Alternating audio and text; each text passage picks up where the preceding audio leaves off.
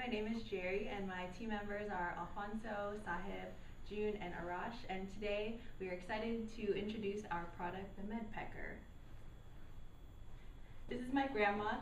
She is 81 years old, and she takes multiple medications throughout the day, before breakfast, after breakfast, lunch, dinner, and times when her blood pressure or blood sugar reaches a certain level. Sometimes she might forget her pills or mix up her meds. So organizing and sorting all her medications and reminding her throughout the day takes effort from our entire family. So we wanted to make a product that would make her life easier and patients who have the same issues. Thus, our mission statement for our product is to provide that peace of mind and empower people to take back accountability in managing their health.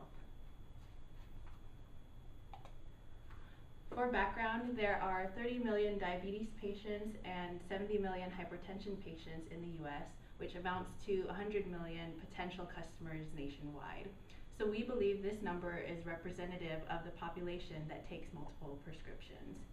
We want to target our product to elderly patients taking multiple medications, or patients with multiple chronic conditions, even busy professionals who don't have time to manage their medications, athletes, fitness enthusiasts, and even just forgetful people. So our product is called the Medpecker, and it's an automated pill organizer, dispenser, and alarm that alerts you when to take your pills. And it's synced to an app that maintains and manages your data with respect to prescriptions, nutrition, and activity. So here's how it works. Customers have the option of buying the Medpecker, the associated app, or both. The Medpecker is essentially an electronic pad with containers for your pills that are programmed to open at the time that you take them. So you will program your pad with the type of medicine, time and day to take them, and the date of your next refill. And the optional app will sync this data onto your smartphone, Apple Watch, Fitbit, etc. So when it's time to take your pill, your wearable will alarm, and your dispenser will also alarm with an LED that lights up the pill container, and the lid will pop open when you're close by. And the dispenser will confirm that you took your pill after you close the container. So finally, the app will track metrics based on the data from the Medpecker and other health metrics from your Fitbit or other apps, and spew out reports that is useful for your caretaker or physician or anyone else who's interested in that data. So prior to registering our product, we would collect the following data related to the patient's demographics, medical conditions, types of prescriptions through a survey, and this data will be accessible and managed by the app. And there are existing products that are out there that attempt to do similar things, and while these other apps provide some kind of means to remind your patients to take your pills and to organize your prescriptions, we believe that our product is the easiest and most robust way of managing a healthy lifestyle. So by correlating our medical data with real-time activity and nutrition, we aim to provide our customers the ability to take charge of their overall health without worrying about forgetting their medicines. So now Sahib will talk about how we can turn this idea into a successful money-making business. Prior to launch, we have an yearly rollout plan, and our organization is divided into 7 segments. R&D, as we can see, is an ongoing endeavor and involves development of the dispenser as well as the app.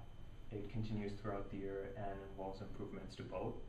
We have the finance department and expect them to do most of the heavy lifting by securing us capital to function for the first 6 months and with some minimal activation afterwards. Once we have a working prototype of our device, we expect to hire a legal firm on retainer to file the required paperwork and patents. Our manufacturing process is outsourced overseas, and we need to partner up with third-party vendors to ship our products to our customers. And at this point in our timeline, we expect to concentrate on finding the right vendors to partner up with. We have marketing 3 months prior to our launch, and at this point we start generating brand awareness and creating awareness about how our product works, as well as starting production at this point. Finally, we have our salespeople who will go out and pre-sell our product through our key distribution channels, and with this whole timeline, we expect to require $815,000 of funding. For our sales budget, we intend to sell our product at a promotional price of $150 for the first quarter with an yearly subscription of our app for free. From the second quarter onwards, our price will be $200 for the product and $2 monthly subscription for the app. We can see that our goal for the first quarter is to move about 15,000 units in total, 5,000 of those coming from the dispenser and 10,000 coming from app downloads. We project to grow each quarter by about 25 to 30%, and on a yearly basis, we expect to meet a target of 110,000 units. A quick assumption here is that we expect to keep 25% of next month's sales on hand, and 33% of the yearly sales coming from the dispenser and 66% of the sales coming from app downloads. Next, we have the teardown of our product to give us an estimate of the main components that go into making the product. Our product will have a Bluetooth as well as a wireless chip so that it can sync with your phone and over the internet. And we expect to attack these costs aggressively and drive them down through a robust vendor vetting process and buying in bulk. Next, we have the personnel budget, and our team consists of 3 R&D people who will be paid $330,000 per in total for the whole year, 5 sales and marketing people to handle our sales, 1 logistics and operations person to deal with shipping of our products to the customers, 2 data scientists to manage the data side of our products, and 2 finance people, 1 being the CFO and 1 being the accountant, to keep us in check with our money, 1 legal firm that I mentioned earlier, 5 customer ops people to handle the onboarding process of our customers once they've decided to buy into our product and app. Finally, we have 1 Q&A person who will be stationed out overseas at the manufacturing facility in order to check for the quality of our products that are being shipped out to our customers. Next, we have the yearly cash flow of our company. Our beginning cash balance is $100,000. This is the amount that we estimate to have on hand every quarter to function. For the first quarter, we can see that our estimated collections are $308,000 and our estimated disbursements are $700,000. We will require some financing in the first quarter, which we think that we will borrow from banks, and from next quarter onwards we become cash positive, and so much so that we are able to pay off about $250,000 of the amount borrowed and the interest, all of the interest that's been accrued. Our yearly ending cash balance we expect to be around $250,000. Next, we have our contribution margin and cost of goods sold. We will be operating at a 30% contribution margin, as we can see, and a 70% variable cost. The contribution margin per unit for the dispenser is $60 and 30 cents for each app download. Next, we have a break-even point and our margin of safety. We estimate our break-even point to be at $5 million, and in units around 29,000 units. If we break it down into segments, then we can see that we will break even with the dispenser at about 2,200 units, and with the app within about 250,000 downloads. We will be operating at a margin of safety of 23%, which is our estimated sales over our break-even point, which is a conservative measure. Next, to achieve these numbers, we will be implementing certain strategies, and to expand on that, we have my teammate Alfonso. Thank you, Saad. Now, for our department objectives, what we've done is that we've broken it down into 6 departments, and each one will be measured by a different metric. For R&D, it's going to be quality, reliability, and feasibility. For sales and marketing, it's going to be meeting targets and market growth. For logistics and operations, processing time, cost reduction, checkout time, and on-time delivery. Finance, funding sources, cost reduction, and lowering or getting lower interest rates. For legal, it's going to be patent drafting, contract drafting, and just turnaround time on all our paperwork. And finally, customer ops, which is important because it is customer satisfaction and it is a follow-up after the sale. Now, our sales funnel is going to be formed in 3 parts. First, it's going to attract customers by driving traffic to our site using targeted marketing to help create brand awareness. Additionally, from there, it moves on to the interact phase, which is going to help engage the traffic from the site by delivering informative content. Finally, we're going to convert those visitors to download the app, sign up for the subscription, and ultimately order the dispenser. This will close the initial sales cycle, and then from there, customer ops will take over as a follow-up and to guide them in a step-by-step process on how to use the products. For our distribution strategy, we're going to have online ordering, but also sell the product directly through pharmacies and select retail locations.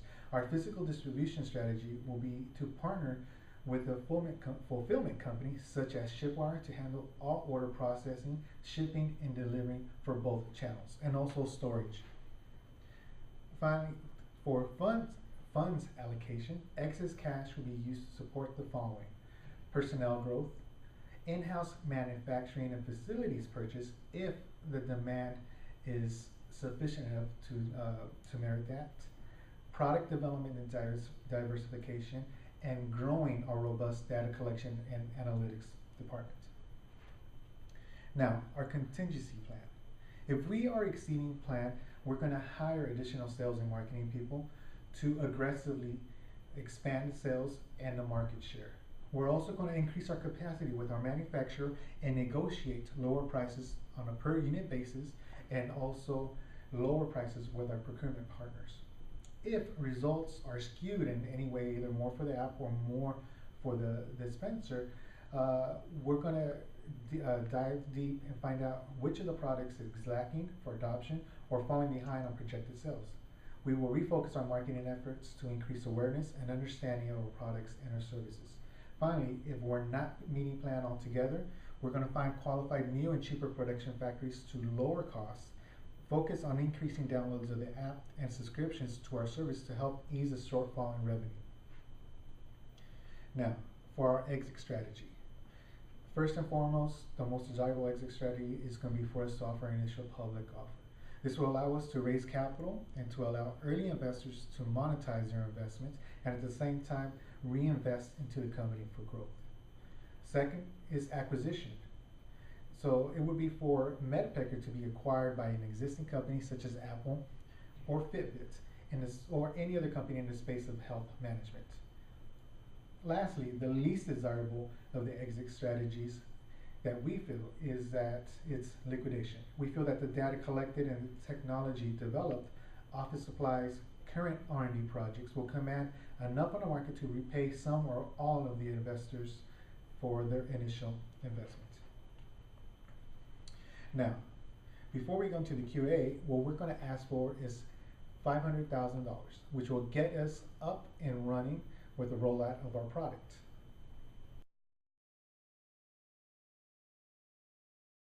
What does 500,000 investment get in equity? So what $500,000 in investment gets you is 25% equity in Medpecker.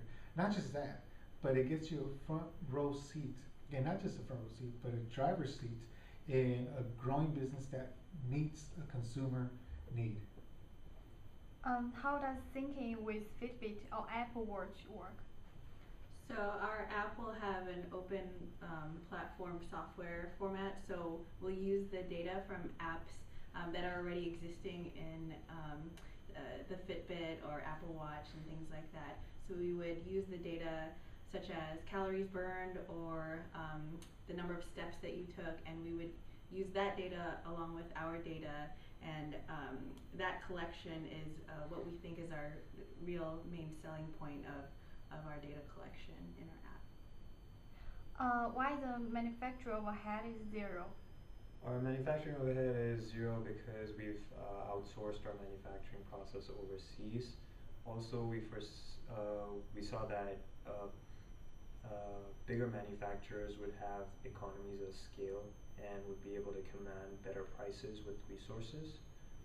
So that's why we outsourced our manufacturing process. How are you going to achieve $250,000 downloads of app? So how we plan to achieve 250,000 downloads of the app are twofold. On one end, we're going to have an aggressive marketing campaign and have tie-ins with health-related websites and causes to inform the consumer about what our website does and how it can help them solve their problems. On the second side, we're going to be writing on current consumer trends. Everybody wants to be able to track their health metrics. They want to make their life easier with a way to organize their chaotic life at times with the different medications they have to take. Do you foresee any issues in collecting medical information? Will you share or sell data? So we won't distribute any proprietary information of people's medical records, and just like any other service, we would have users accept the terms and conditions before using our product, and because the most important thing that we're doing is managing their data and making it available to their physicians and their caretakers. And so we obviously won't sell their data to third parties or anything. So we just want to make life easier for the customer, and we want to put their needs first, and we want to ensure their privacy. We noticed that the selling price is $200 and the tear down is $57. Why are the margins only 30%? That's because the manufacturing process is outsourced to overseas vendor, and with the $57 teardown, we hadn't accounted for the direct labor and manufacturing overhead and direct materials. What's your long-term vision for Medpecker? So we are excited about this. So we have two visions where we want to be in the next 5 years. First of all, we want to be a leader in the space when it comes to data analytics, when it comes to the health management field.